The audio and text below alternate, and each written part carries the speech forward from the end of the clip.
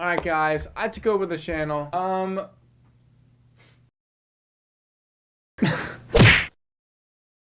Connor's back! Wait, everyone, shut up, everyone.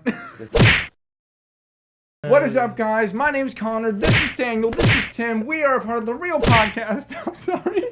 Alright guys, welcome back to another episode of Let's Watch This. This is episode 3. Today we are going to be watching Zodiac. Me and Tim have not seen this movie yet, but Connor has. Yeah. First time I saw it, I wasn't the biggest fan of it, but I wasn't a Fincher fan at that time. It was a long movie, it was one of the longest I'd seen at the time. But, I mean, this time around, who knows, it might be different. Zodiac was directed by David Fincher in 2007. Starred Jake Gyllenhaal, Mark Ruffalo, and Robert Downey Jr., and it follows the life of Robert Graysmith and the manhunt of the Zodiac killer. So on Rotten Tomatoes, this has a score of 90% certified fresh mofos, and it has an audience score of 77%. Mind you, it's a David Fincher film, so it's bound to be pretty high anyway.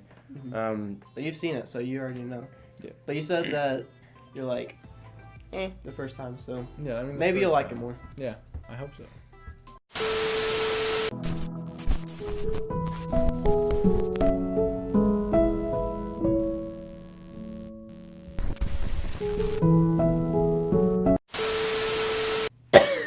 Son of a mother, you snappy little freaking turtle. You're gonna put that in the video, you're gonna be like, you're gonna put that in the video, frick. Alright guys, we just got back from watching Zodiac. It was not my first time watching it, but it was both of their first time watching it. But yeah, anyway, I knew about the story of the Zodiac killer before I watched it, which is why I was kind of more interested in it. First of all, David Fincher, so I'm automatically more than likely gonna like it. I love Social Network. I love Gone Girl. Fight Club. Well, yeah, I was about to say that. Two.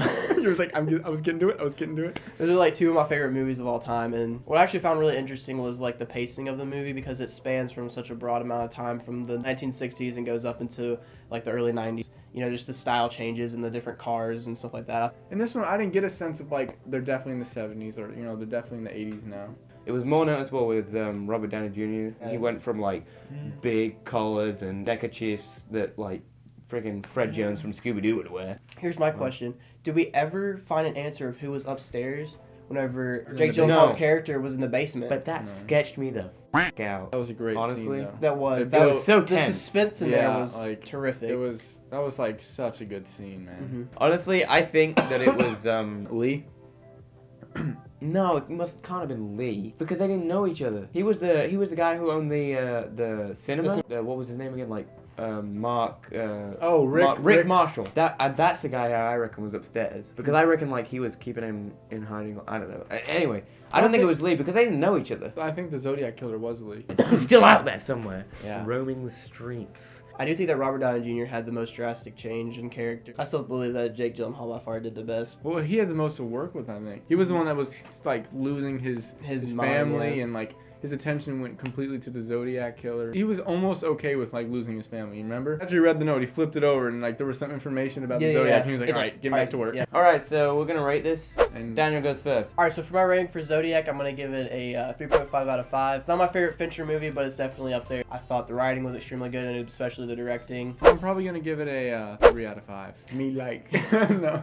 I liked it. I just don't think it's Fincher's best. The issue with this movie is it's so boring. When it's not interesting, it's so boring. I think it starts off strong, it hooks you in. First time I saw it, I think that was one of my favorite parts about the movie, was where you saw Jake Gyllenhaal, who wasn't like a family man. I see him meet this girl, and they have kids, and then he kind of goes crazy about the Zodiac killer. And I really like the fact that he was losing things in his life. Like you saw that his house was a mess. He had, his kids and all his family weren't with him.